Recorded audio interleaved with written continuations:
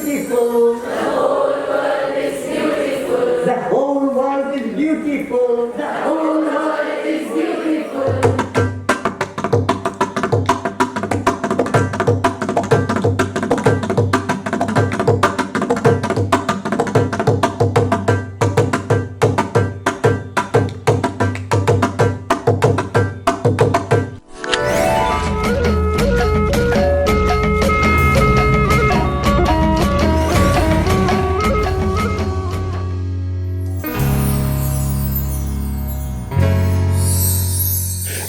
I have an entire introduction for Seetha here, but Satish ji pretty much put it in 3 words: beacon of light. I think I've experienced Seetha as a courageous woman, somebody who can just come in and have the courage to say, we're going to dream and we're going to start something which is not just big, but something which is big in scope. So something happened which I would like to share here just a few days ago. There was this little child, the son of my niece. He had come home and, just about 100 feet away, we had been forced to rebuild a certain compound wall there. And the JCB was making the foundation. And we were busy with something or the other when suddenly the child started screaming, "Don't cut the tree, don't cut the tree." He had noticed that the JCB was actually, had found a tree, where the compound wall should be. He was crying so much. It was quite inconsolable for quite some time. We're so touched that this child is so sensitive. But there were also a few people who were laughing. And I think this child, as he grows up, if he continues to see adults laughing at their agony, at nature being affected, gradually the children learn to be like the adult, learns to become insensitive. The concern here is, we allow children's sensitivities to be blunted like this because we ourselves are disconnected. And it's not only children who may feel so close to a tree, or anything else in nature. We've heard of Soliga tribes that before cutting a tree, a Soliga tribal would sit near the tree every now and then for a few months when we pass by that way, and he would literally beg forgiveness from the tree. I have to cut you. I need to build my house. I'll plant other trees. and so on. He'll talk. It's a way of life. Adults too can feel very connected to, to nature, to children, and feel the pain of cutting a huge big tree.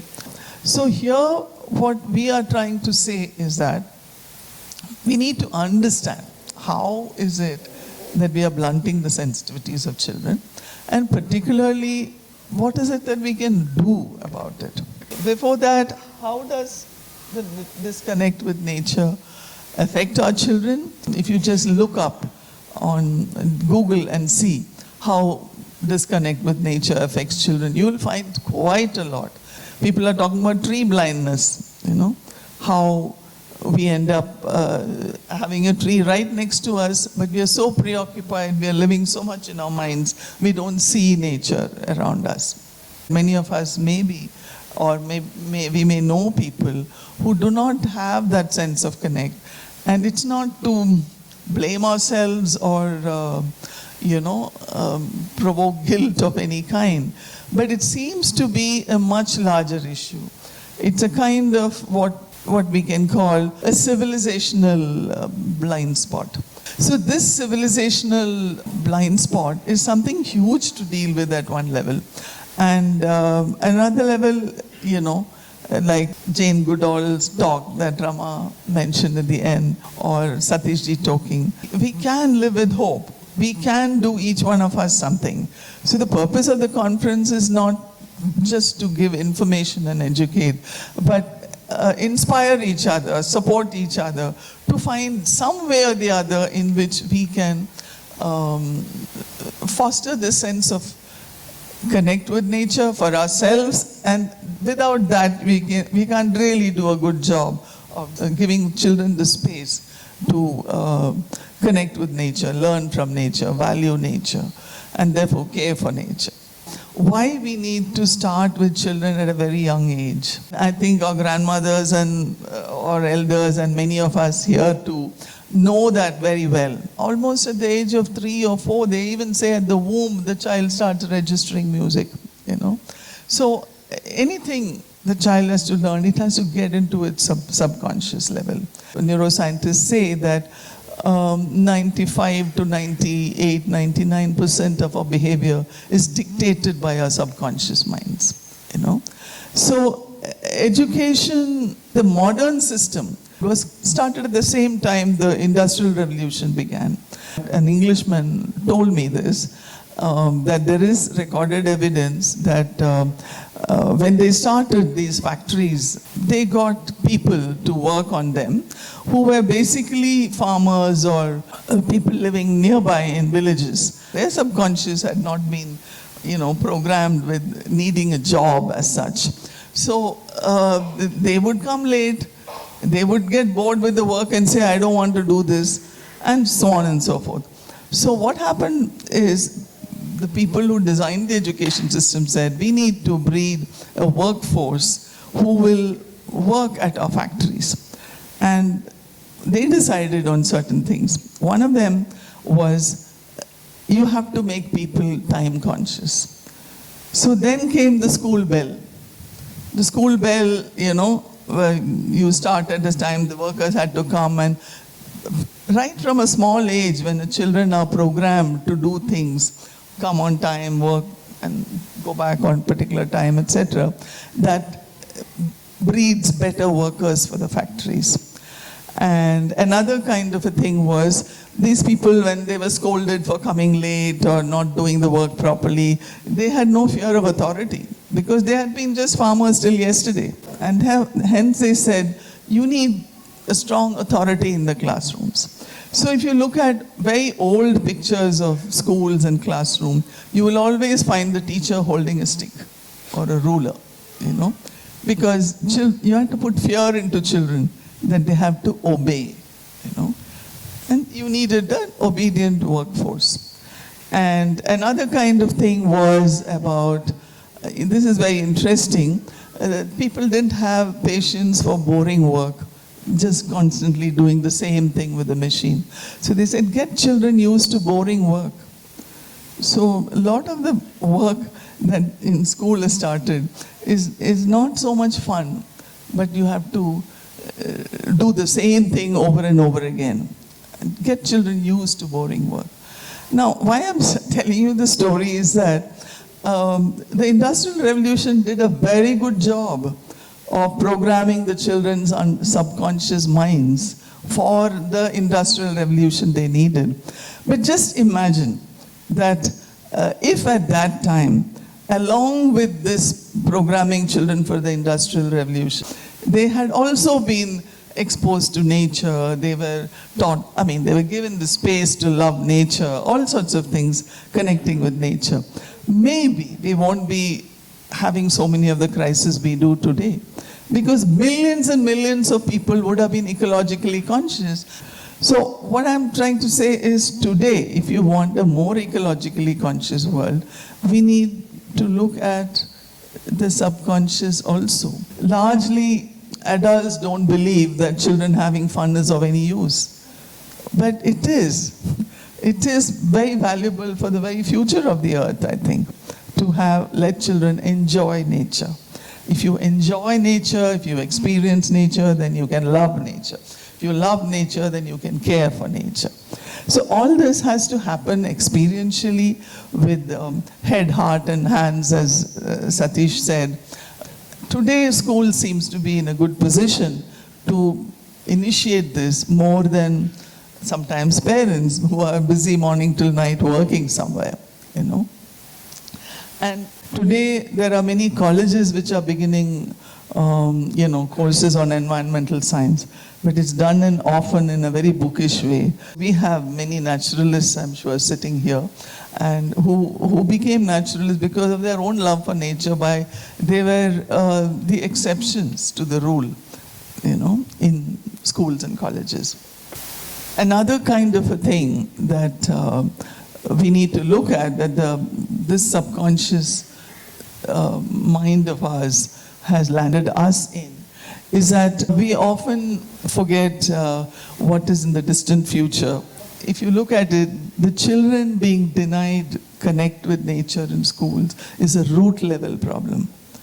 That leads to innumerable other problems for the child personally and for the world, and civilizationally.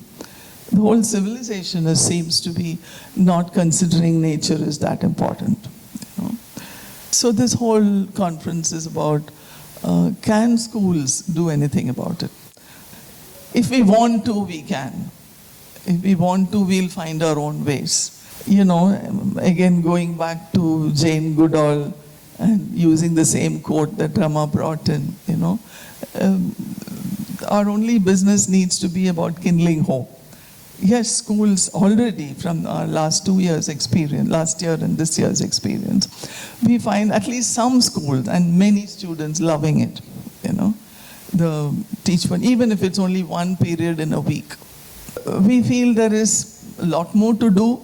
It'll be great if the government, everybody knows there are limitations in the system, but we need people to try within the NCRT, as Chong Shimre is trying to do.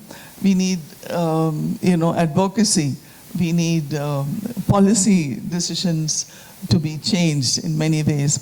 Maybe many of the children who are, connected with nature, one day those who are so inclined will go into such work, But only if hundreds and thousands and millions of children are connected like this. So it's a chicken or egg thing. If the policy is changed, more children will maybe change to say include nature education, life would be different. But unless a large number of schools gradually go in for nature education, nobody will think of changing policy. So, everything that each person does and each school does become important. Yeah, so it's not so much a thing of what we can do. We can always find something interesting to do with nature. So the purpose of the conference is about trying to arrive at what we want to do. There are so many things so many of us can do. The starting point is, do I want to do something? Just to say that to myself. I want to do my bit, Wherever you go, when you do something, you may inspire somebody else to do something more. And I do hope,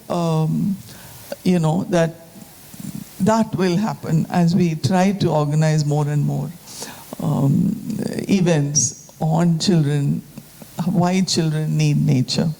And one thing to add is, yes, it's lovely even to start on your own, having a garden in your balcony or anything, but also form a group in your area or join others. There are many NGOs who are being represented here who will be, some of their representatives will be talking on various topics in the next 2 days. Or many people create, ways of doing something where they get volunteers to join in.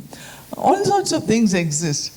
So when we join a group and the group becomes a larger group or a community, magic happens. All that has happened here when many people say, oh, Prakriya, Bhumi, you all are doing all this.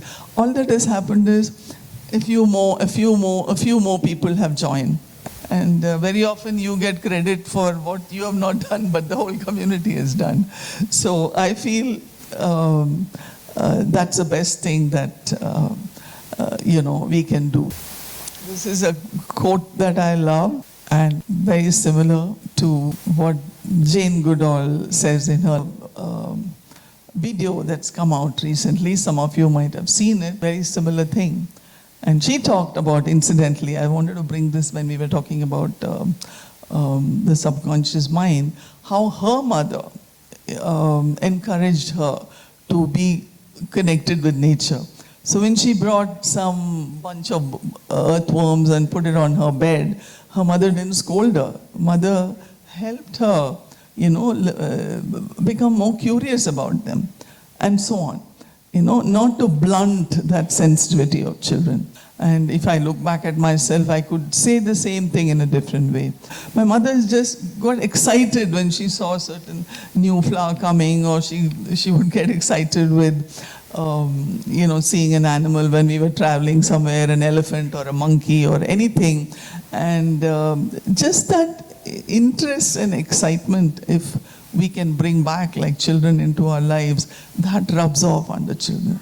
So like this, each one, I'm sure if you look back, maybe somebody in your family has done that, and that's why perhaps you're sitting here even.